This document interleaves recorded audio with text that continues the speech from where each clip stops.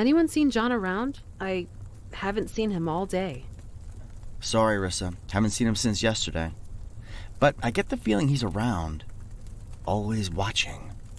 Like the Mothman. I don't think that was Mothman's thing. Slender Man? We aren't kids. Let's see. There's the Mothman, Slender Man, Midnight Man, the Friendly Man, Smiling Man, the Bye-Bye Man, Chimney Man, Suicide Man, Mummer Man, Obscurity Man, Dry Man, Crooked Man, Jangly Man, Empty Man, Wolf Man, Invisible Man, Boogie Man, Bunny Man, Candy Man, Hollow Man, Ice Cream Man, Incredible Melting Man, Goat Man, Bug Man, Pastel Man, Tall Man, Sugar Man, Lightning Man, Dog Man, Sand Man, and Pig Man. He's probably one of those, right? Did I forget any? Jesus, I hope not. I'm starting to think if I need a title for a horror story, I should just pick a random noun, verb, or adjective and add man at the end. So, anyone have a scary story? You know, we don't have to tell scary stories. John isn't here. We can just talk. That would be nice. Plus, I'm sure we have a lot more in common to talk about than horror.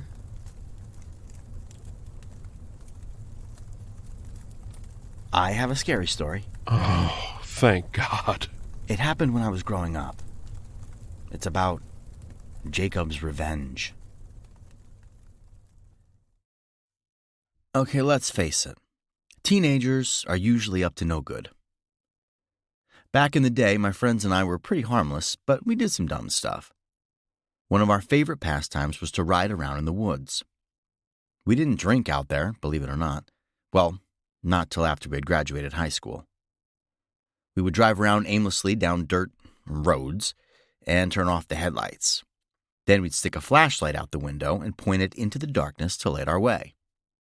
Sometimes a few of us would lie down on top of the vehicle, the roof, the trunk, the hood, and look up at the stars while the driver would half attempt to keep us from falling off into the brush.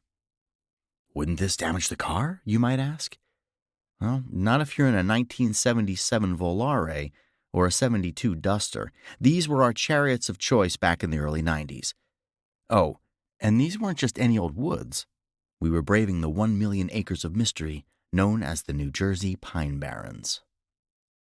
We eventually began meeting up ahead of our adventures to plot our course. One Friday after school, we met up at McDonald's to figure out our evening's route. We busted out a map and scoured the town names for something interesting. That's when we found the strangest town we'd ever heard of, Ong's Hat. Well, we have to go there, we thought. Done. Make the rounds at 8, pick up the guys, and we'd head out to the edges of what was then known as Lebanon State Forest. Ong's Hat was supposedly located right off the Route 70-72 circle. Small offshoot, down a ways, and then on the left-ish should be the town we're looking for. We all lived and went to school in southwest Jersey, closer to the Delaware River, about 15 minutes from the Liberty Bell and Independence Hall in Philadelphia. The trip out to the edge of the Pine Barrens was about 50 minutes or so, depending on traffic farther east where Route 70 narrowed down to one lane. So, before heading out, we grabbed some snacks, drinks, and teeny-tiny cigars. The road trips were pilgrimages, and we delighted in the ritual of calling out familiar landmarks as we made our way out of the light pollution and into the darker, quieter heart of the Garden State. That night we drove down Route 70 for nearly an hour until we reached the traffic circle. Swing to the left, past Route 72, past Route 70, past 4 Mile, then a small road headed northwest toward Pemberton. As we crept down the dark road, our eyes scanned the woods on our left, surveying the scene. Just trees for a while, then a shed. Then, just about where our inner GPS told us the site should be, there sat a diner that looked as though it had been built at the front of a large piece of property. Sweet! We must be close now. More woods, some small houses, an abandoned garage. Then we came to an intersection.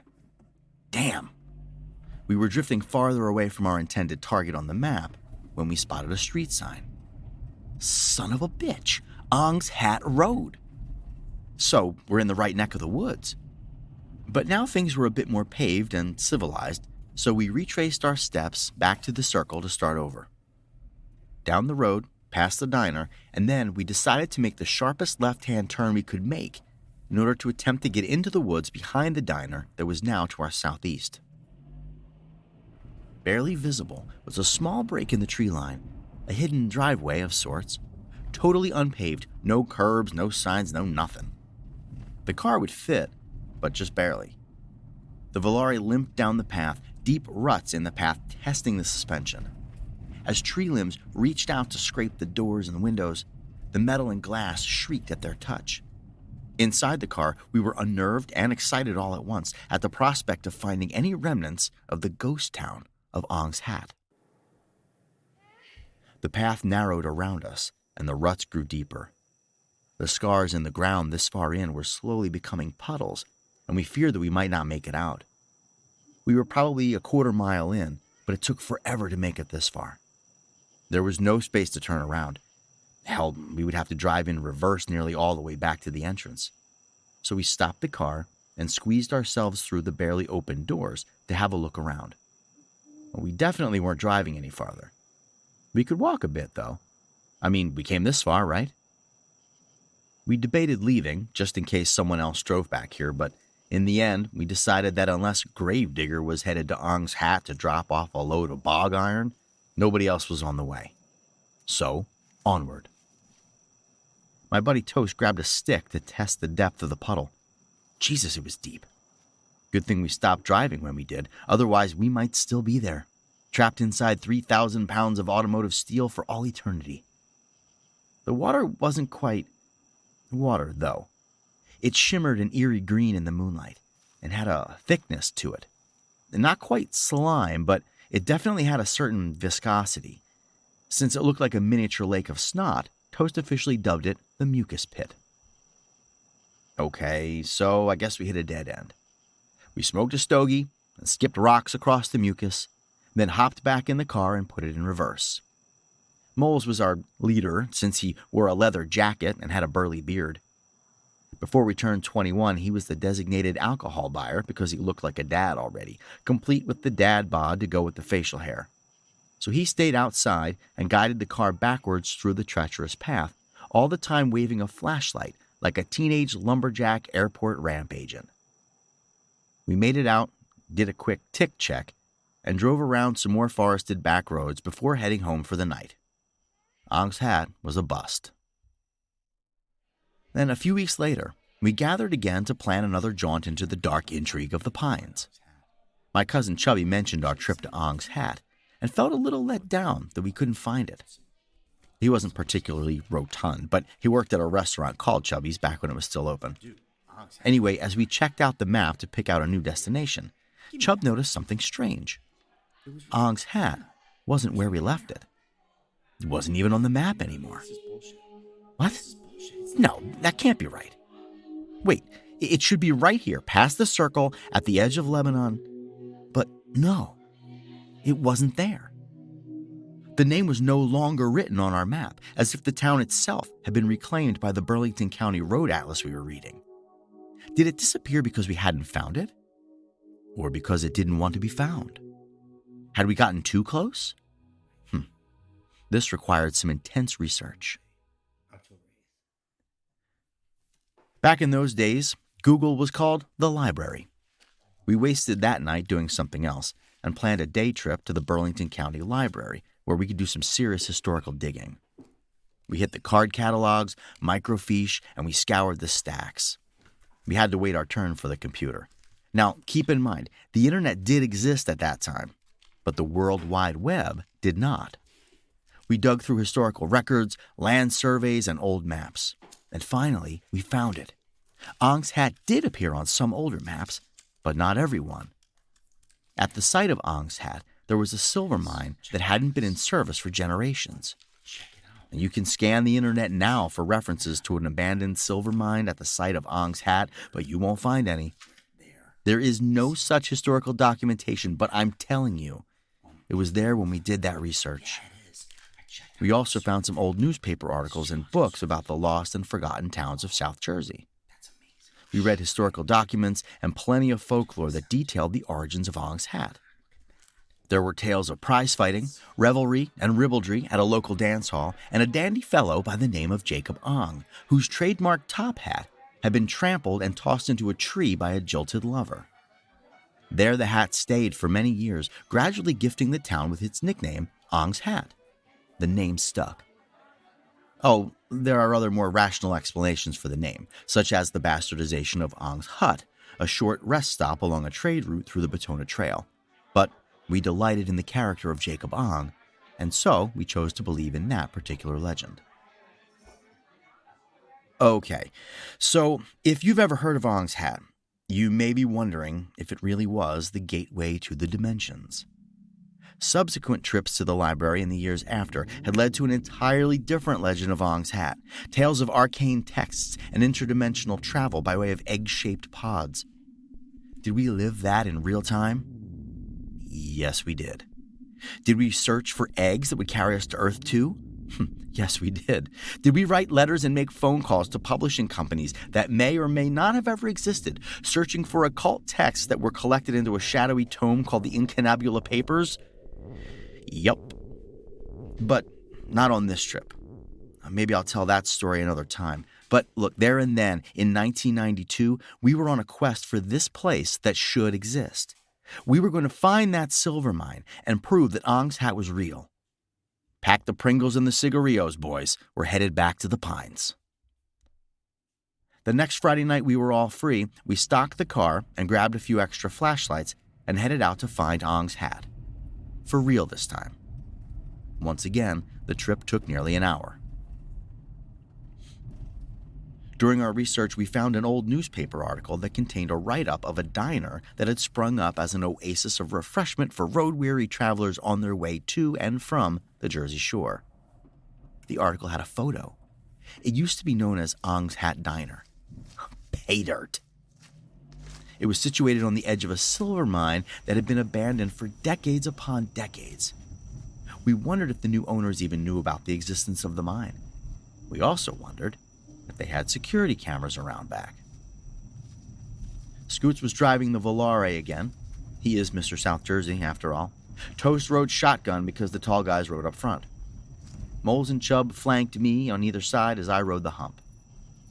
Our butt cheeks began to fall asleep as we ambled down Route 70, 3/4 of the way around the circle and northwest up the dimly lit road.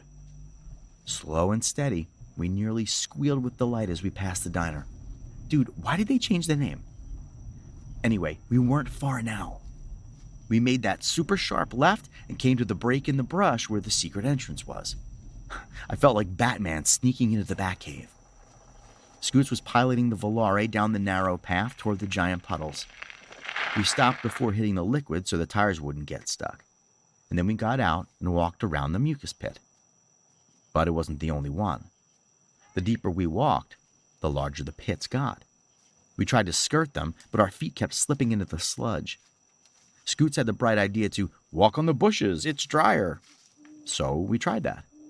Like 5 ninjas, we Spider-Manned ourselves along the outskirts of the mucus pits, grabbing onto tree branches and prickly shrubs until at last the pits narrowed and we could walk normally again.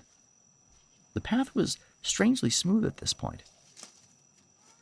Remote and unpaved, I couldn't help but think that we had stumbled across the ass end of Robert Frost's road less traveled. But 2 roads had not diverged, and this was no yellow wood. Nope. We were in the darkness of the Jersey Pine Barrens with only one road in, and it was most likely the only road out as well. As the crow flies, we couldn't have been more than half a mile from a paved road, and 1.5 miles from a literal highway, rural as it might be this far east. But the woods are dense and crawling with God only knows what kind of animals, hunting blinds, and possibly the legendary pinies who inhabit some of these remote areas of wilderness. I'm sure they're nice folks, but a bunch of teenage strangers trespassing in the dark of night might not be exactly welcome, considering the circumstances. We walked with a spring in our step, though, since we were on an actual path that wasn't barbed with thorny bushes and sharp pine branches. We finally came upon a clearing that was home to a pile of wreckage. Remnants of what exactly we were looking at, we weren't sure. There looked to be parts of farm equipment or old carriages. It looked like something out of an H.G. Wells novel had crash-landed here. Where the pilot got to is anybody's guess. Looking back, I wonder if there had been any fragments of egg pods amongst the ruins. The clearing thinned out, and we were back on the path. A small fallen tree bridged a small brook that babbled along in the darkness. Luckily, there was a bit of moonlight, and it was an amazing sight. Would have made a great picture if anybody had thought to bring a camera. None of us had mobile phones, let alone one with cameras. Actually, the first smartphone was introduced by IBM in 1992, if you can believe that. But at $900 back then, that's a nope. So we admired the moonlit scenery and crossed the log bridge. It was fairly wide and pretty easy to traverse, so, spoiler alert, nobody falls off it. About 50 yards or so past the log bridge, the path narrowed and seemed to be ending. It looked like a site that you'd stay at on a camping trip. There was a fire ring and a rough-hewn bench and a smattering of other ancient junk lying around. No signs of recent activity, though. No food wrappers or cigarette butts. Nobody had probably been here since filtered cigarettes had been invented anyways. The atmosphere was a little tense by then. We had made it this far, and our nerves were a little frazzled as the possibilities dawned on us. If we came up empty-handed again, we would still have to hike all the way back to the car. But there were more pressing concerns. What if we're caught? What if we're shot? What if we're eaten by a wild cat or maimed in a bear trap? There was a dark vibe settling over us now, as if the air had changed. We were together so often that we frequently seemed to share the same brain. On this particular journey, we had been experiencing collective emotions, not unlike a crowd at a sporting event or coworkers on a team-building exercise. Intrigue, curiosity, celebration. But for the first time, we could feel the chill of an emotion that groups of hikers shouldn't be feeling on a random Friday night. Fear. Luckily, someone cut the tension by voicing his very real concern in a slightly comedic way. It's a quote we still repeat 30 years later. If I see any skulls, I'm jetting. After some chuckling, we spread out just a little to have a better look around. And there it was, a small mound of earth that had a hole carved in it, framed with wood, like a painting in a horror movie that would swallow you alive if you got too close. The entrance to the mine.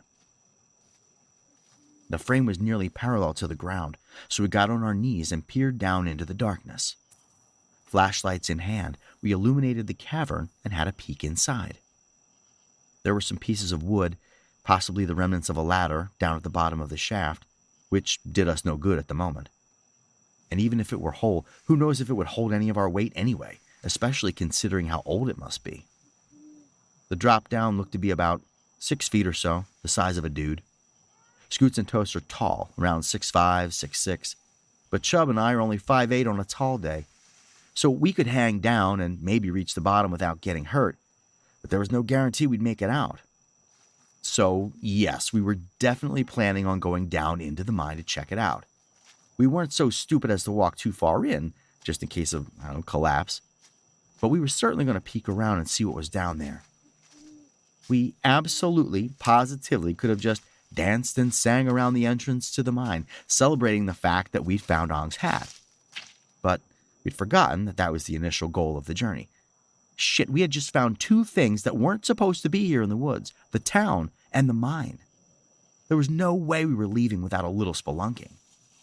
But how were we going to make it happen?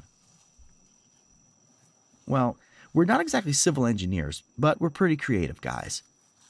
What if we had something tall enough to stand on down at the bottom that would allow us to climb back out?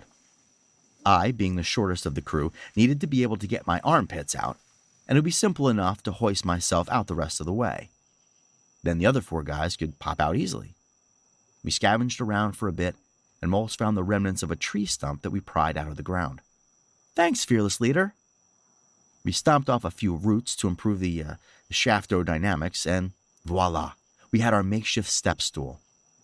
It was about 1.5 feet high, so it should work like a charm. We held on to Toast as he lowered himself to the bottom. He's pretty damn tall, so his head was just visible as he stood flat on the ground. The mine sloped slightly to the north where the earth rose up into a bit of a hill, so he could walk nearly upright as he backed away from the entrance just enough for us to toss the stump down to the bottom.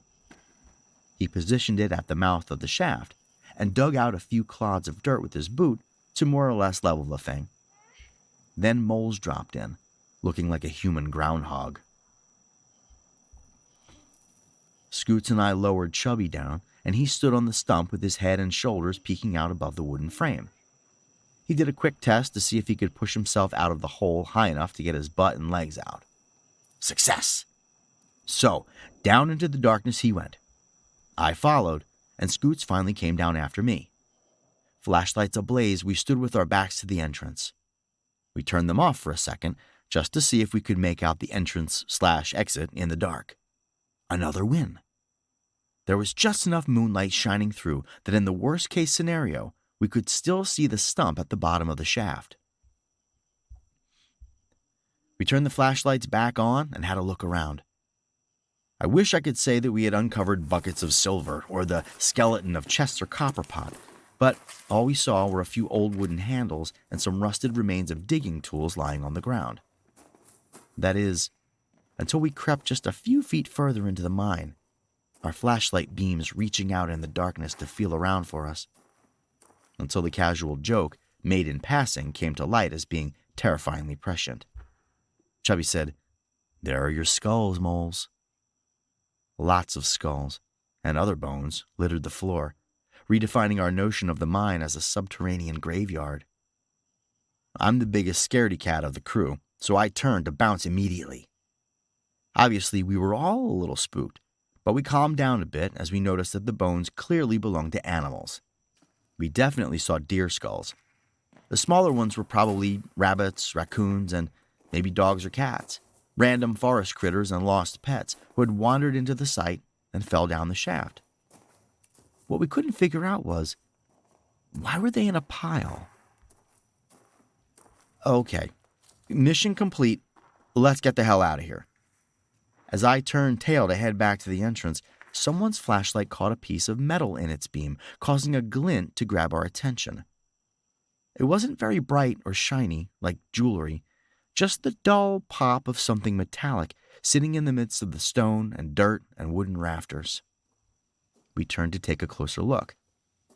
It only took a second to identify the metal bars as a crude cell, like a jail you see in old Western flicks. The bars were pitted in places, but seemed to be covered with a smooth coating. They weren't shiny until I started wiping at one of them with my sleeve.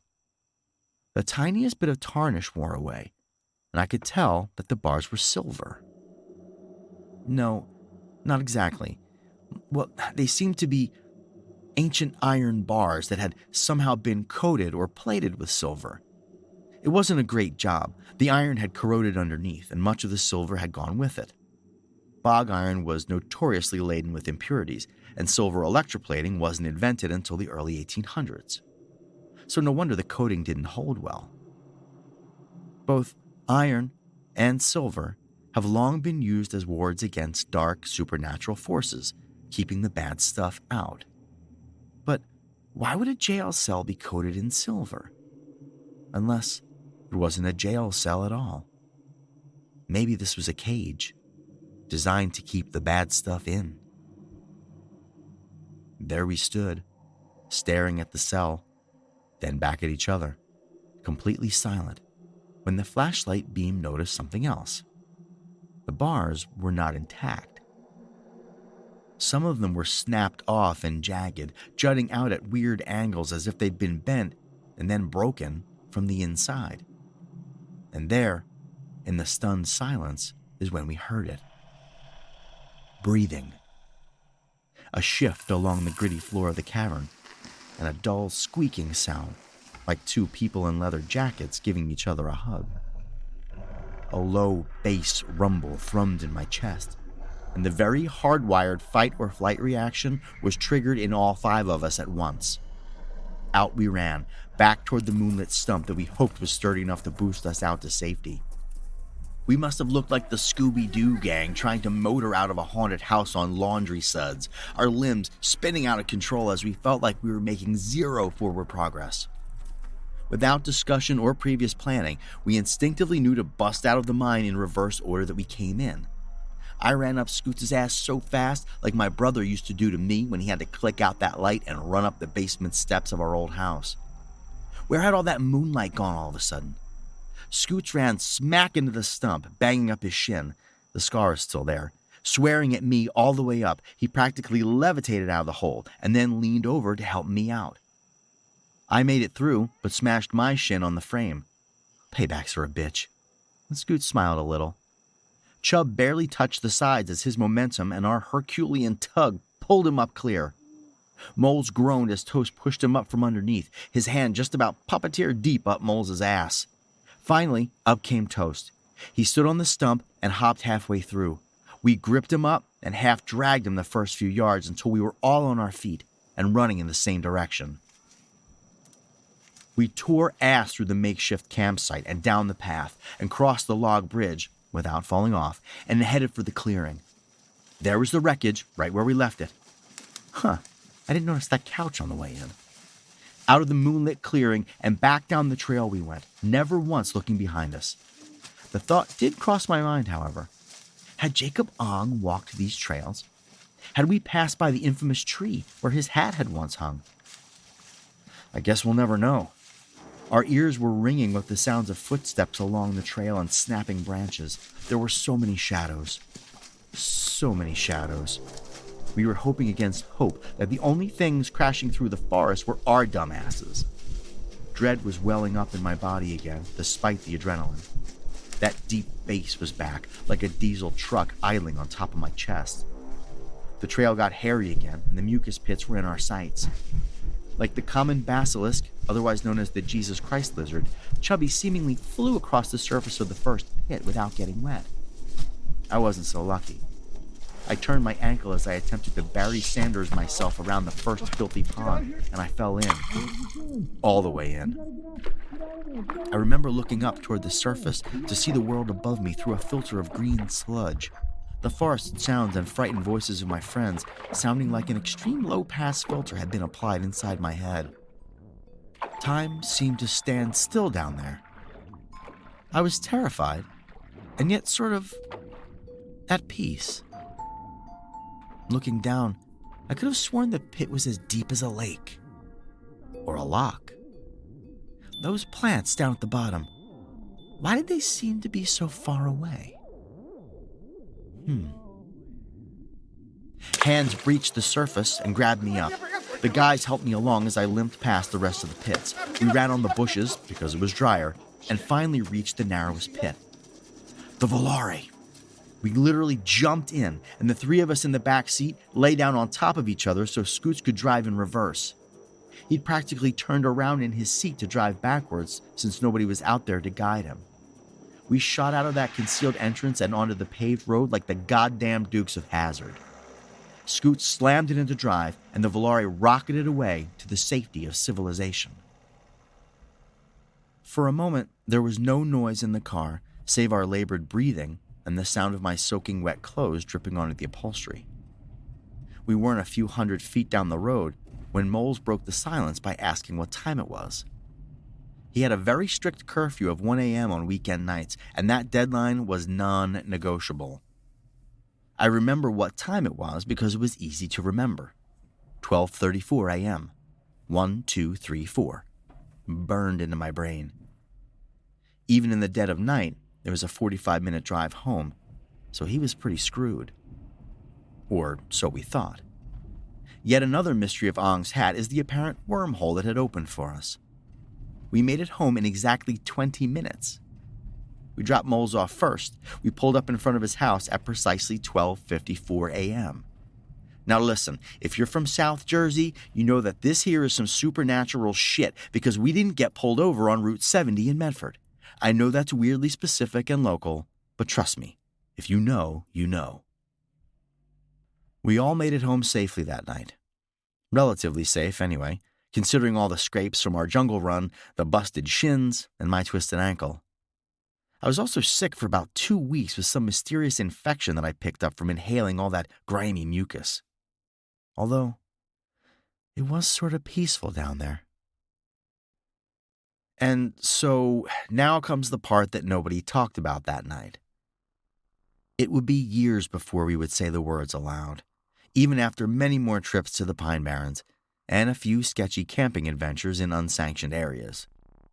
We have tales of ghost trains and Snake Man and the Whoosh Monster, but circling back to the silver mine, what was down there? What had escaped from a cage that had clearly been built to keep dark forces at bay? I wish I could say that one of us had seen the burning red eyes, the cloven hooves, the leathern wings. We didn't see a shape in the skies above, but we felt the ancient gaze upon us as the shadows chased us out of the lost town of Ong's Hat. We know what we heard down in that mine. We know that we narrowly missed becoming a cautionary folk tale ourselves, having crossed paths with the ghost of the Pines, Mother Leeds' 13th child, the Jersey Devil. Or maybe it was the specter of Jacob Ong himself, trying to keep a bunch of nosy, jerk-off teenagers away from his property.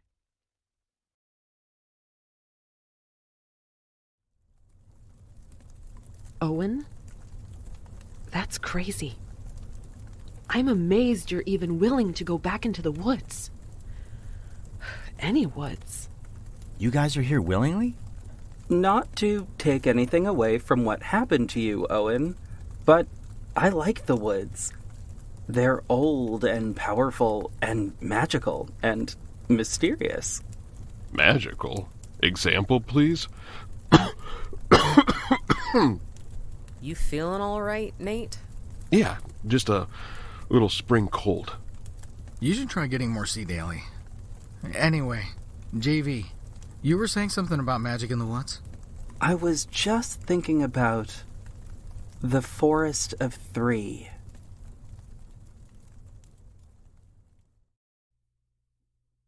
The Forest of Three. That is what it is called. Nobody knows who named it or when. In fact, this secluded area is not labeled on maps. It has no official name. Only the name given to it by the townsfolk who live on its edge. The Forest of Three. Perhaps it is named after the 3 tall redwoods that grow in its heart.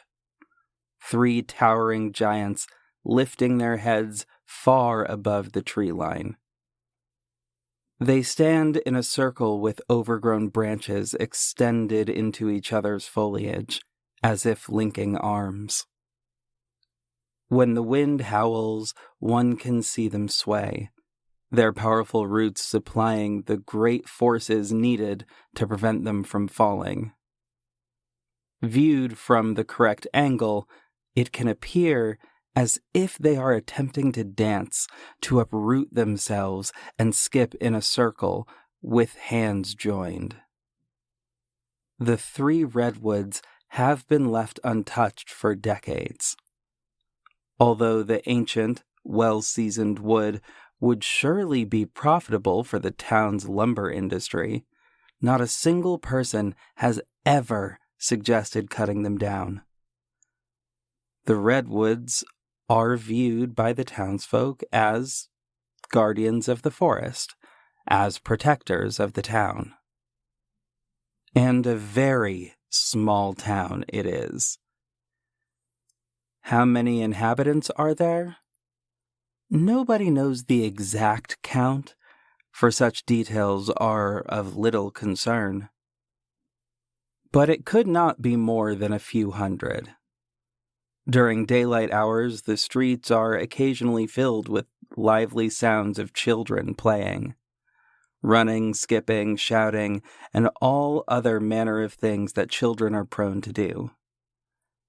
However, the town itself is a rather boring place, and not the preferred playground of children. After all, the town sits next to a large forest.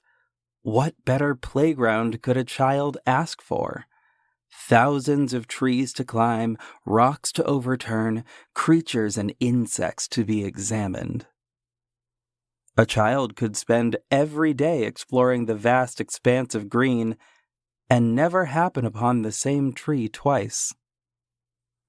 Yes, the forest is a perfect place for children, a place for them to explore, to imagine, to learn. The children love the forest greatly. They even sing a nursery rhyme about it. Skipping in circles with hands joined, the children chant, come play in the forest of three. You with I and I with thee.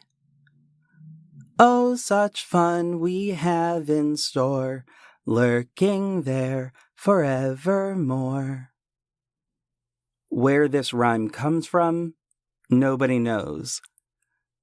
It is possible that the children themselves wrote it. Yet, upon examination, this theory seems implausible.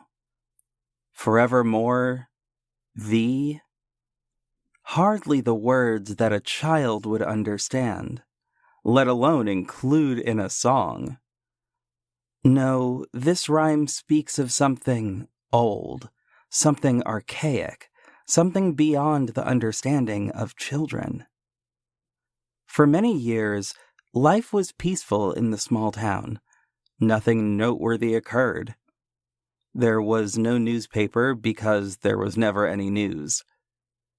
A simple lumber town with a simple lumber industry populated by simple people. Everything was as it should be. Nothing was out of place. Then, a child disappeared. How long ago was this? Few remember the exact year. Several decades ago, at least. A child whose only concern in life was sweets and playtime simply vanished. A town meeting was called. One of the other children claimed that they had seen the missing child earlier that day. That the missing child had gone into the forest to play, as usual, and had not come back. A search party was immediately organized and sent into the forest. They searched for hours until the falling darkness did not permit them to search any longer. We'll search again at first light. Everything will be fine. It's probably just a game. Don't worry so much. The townsfolk comforted the child's terrified parents. As soon as the first rays of sunlight crept through the trees, the search party was out again. They covered miles and miles, hardly stopping for rest or food. Yet, there was no trace of the missing child. Each day they searched, and each day they came back with sore feet, hungry bellies, and no child. Hope was still there, but it was quickly fading. Each day the search party came back sooner and sooner. Each day they spent less and less time looking for the missing child before heading back. Eventually, the searches ceased entirely. If one were to examine the town at that time, at first glance it would appear just as it had before. Men chopped wood, stores had good business, school was in session. Children still played in the streets and in the forest. Of course, the family and friends of the missing child grieved, but nothing would seem out of the ordinary. At first glance. Look closer, and you would see it. The children, they played, they danced, they sang their nursery rhyme, yet there was something odd about their games. As they skipped in circles, arms together, chanting their favorite tune, there was a distinct gap. Where two children should have been holding hands, instead, they held their arms to the side, creating a gap in the circle. A gap that seemed just large enough to make room for another child. During the rainy season, the children often had to play inside. The school had an ample supply of checkerboards, which were excellent at keeping the children's mind engaged. If one looked closely at the children playing checkers, you would notice a single lonely child. Whereas all other children had partners to play checkers with, this child was on their own. Nevertheless, they seemed to be having a fine time, making moves for both sides of the board, and even becoming angry when they lost to their imaginary partner. Life in the town continued. The memory of the missing child faded with each year until the other children scarcely remembered them. Soon, the children matured and had children of their own. The unfortunate, unsolved mystery of the child that went missing slowly was forgotten. Until a second child vanished. The adults who remembered the original disappearance were disturbed. The disappearance of another child brought back painful memories.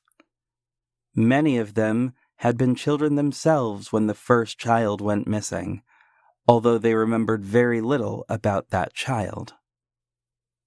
Again, a town meeting was called. During the meeting, it surfaced that the child was last seen heading into the forest, eager to play, and again, a search party was formed. The search party fared no better than the one 15 years earlier. Although the forest was searched each day for hours, with many, many miles of land being covered, not a single trace of the child was ever found. Again, the search party was disbanded, leaving the family to grieve their loss. For a while, the town seemed to return to normal. Daily life resumed its normal course, just as it had so many years before. Yet, if one looked closely at the children, you would notice the same curiosities witnessed 15 years before. The children skipped in circles, singing the nursery rhyme that their parents had passed on to them. But again, there was a gap in their group, a void that was only apparent when they danced. This gap appeared to be just a little bit larger than the one before. Perhaps there was now room for 2 extra children to join in their happy group? During the rainy days, when the children were stuck indoors, playing with worn-out checker sets, there were no longer any lonely children. Every child had a partner to play with. However, laying unnoticed in the corner of the room, there was always a solitary checker set. It had no players, no children to have fun with it. The pieces were scattered across the board as if a game were currently in progress, yet there was nobody using it. Who can say what this meant? Maybe nothing. Children are prone to strange behavior, as any parent knows. A gap in their dancing circle, an unused checkerboard. Why should any of these anomalies be cause for concern? In the end, it did not matter. No adult noticed the slightly unusual behavior of the children after either disappearance. Such was life in the small lumber town. Years continued to pass. Those who were children during the first disappearance became middle-aged. The friends of the second child who disappeared now had children of their own, and life passed by completely normal. Until tonight.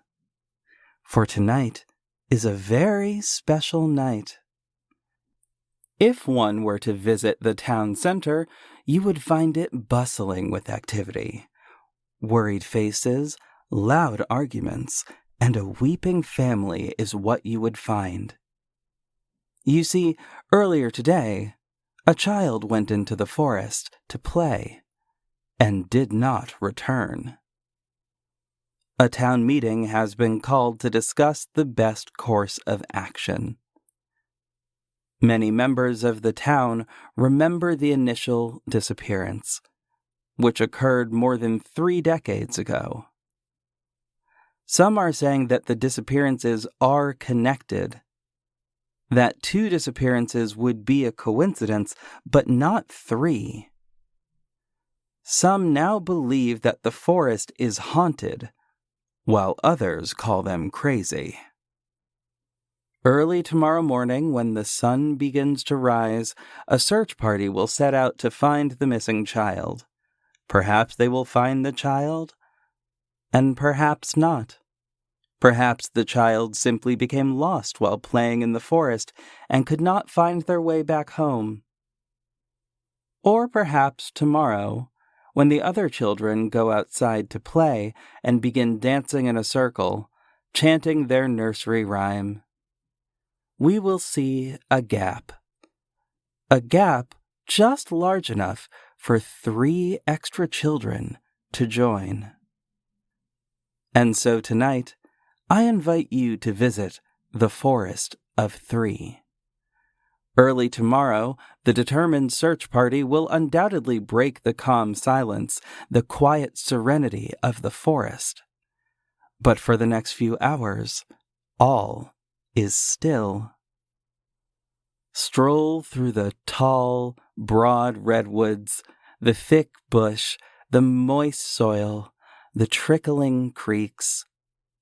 Gaze through the foliage into the night sky to see the bright starlight and thin gray wisps of cloud floating overhead. Eventually, you will arrive at the heart of the forest. Here stands 3 great redwoods, 100 feet taller and 100 years older than all others in the forest. They stand with their branches interwoven, as if dancing in a circle. The wind howls. The trees begin to sway. Sharp shadows are cast upon the trunks of the great redwoods. The shadows move across the bark, and it appears as if the trees are snarling at you, sneering at some great joke that you cannot understand. The wind dies. Close your eyes. Listen for it. The soft rustle of the leaves overhead. The quiet trickle of water through streams. The small animals moving through the bush. Now it comes. So very distant, yet so very clear. An innocent chorus, carrying a sinister tone. The voice of the forest of the 3. Come play in the forest of 3. You with I, and I with thee. Oh, such fun we have in store, lurking there forevermore. I'm gonna go ahead and say I hope we don't need to be looking for any missing children. Agreed. It seems like we're missing enough people around here as is. Where is everyone? You don't think they... That whole part about John being a serial killer picking us off one by one last year, but it turning out to be a silly misunderstanding. It was just to lull us into a false sense of security so he could kill us all here and replace us with new narrators? I was going to say that they all ditched us, but now... But now what?